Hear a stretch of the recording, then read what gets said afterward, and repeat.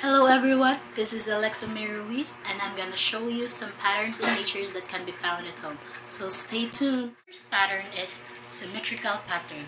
It is one shape that becomes exactly like another when you move it in some ways, like you flip, you turn, or you slide it. And here's the example of a symmetrical pattern. This ceiling fan is an example of a radial symmetry known as a rotation symmetry. One object is rotated in a certain direction around its point. The second pattern in nature is a spiral. It is a curve which emanates around the point, moving farther away as it revolves around the point. So here's my example of a spiral. So this spring of a notebook, as you can see, it is formed a spiral. The third pattern in nature is a meanders. It refers to a winding curve or a bend in a river. So here's my example of a meander. So I have here a tie wire and I formed it into a meander.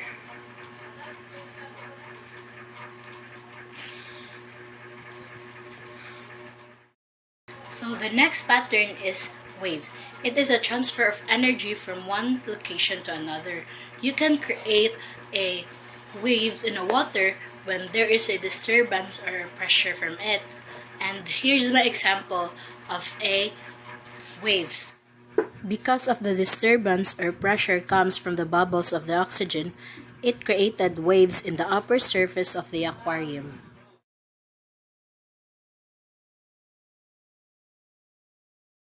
So the next pattern is a foam and bubbles. So foam is a substance by trapping air or a gas inside a solid or liquid.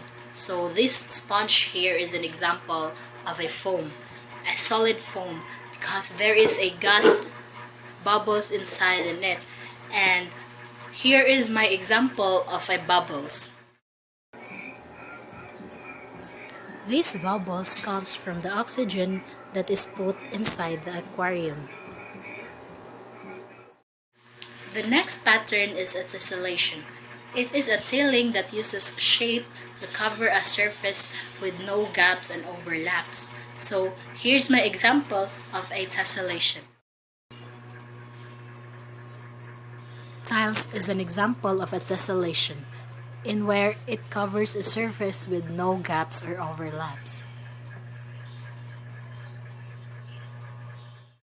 So the next pattern is a fracture. It is a separation of an object into two or more pieces under stress. So here's my example of a fracture. This is a broken tile. So it is separated into three parts, and the other part is missing.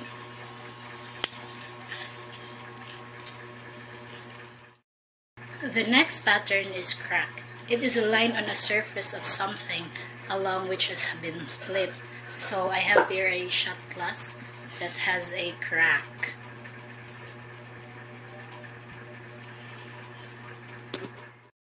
So the next pattern is spots and stripes.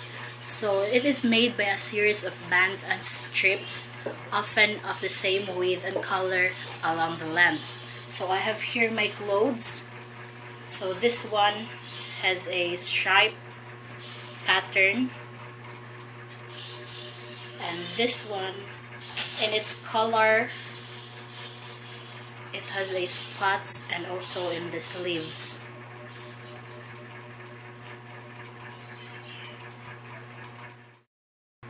So the last pattern is a fractal. It is a never-ending pattern, infinitely complex patterns that are self-similar across different scales. So here is my example of a fractal. It is a feather duster.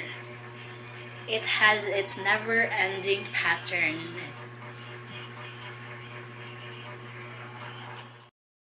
We have lots of patterns in nature that can be found everywhere. Try to look around your surroundings and you can find different patterns in nature. Hope you enjoy!